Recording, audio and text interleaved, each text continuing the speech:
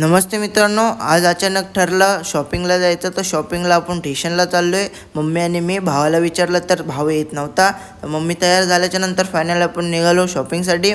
मग त्यानंतरला आपण पहिला रिक्षा बघितली, तर रिक्षा आपल्याला लवकर भेटली. तर रिक्षामध्ये बसल्याच्या नंतर त्यानंतरला संध्याकाळची तुम्हाला गर्दी दाखवतो. ही गर्दी बघून घ्या, एवढी गर्दी असते डोंबिवली स्टेशनवर. फायनली आपण पोचलो आहे स्टेशनला. तर स्टेशनला पोचल्या आपण बेल्टच्या दुकानावर जायचं ठरवलं, कारण की भावाला आपल्या स्कूलच्या युनिफॉर्मसाठी बेल्ट पाहिजे होता. तर बेल्ट आपण फायनली मम्मीने ठरवला. तर हा बेल्ट होता चांगल्या क्वालिटीचा. तर हा कितीचा आहे तुम्ही कमेंटमध्ये सांगा.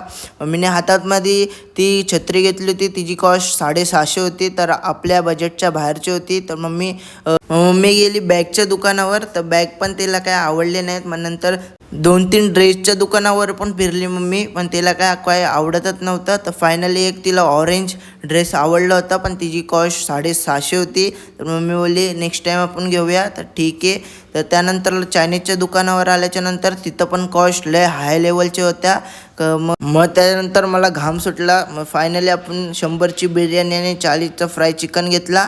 मग त्यानंतरला ते आम्ही सगळं संपवलं. तर चॅनलवर नवीन असेल तर सबस्क्राईब करून घ्या आणि बेल आयकॉन वाजवून घ्या आणि लाईक करा विसरू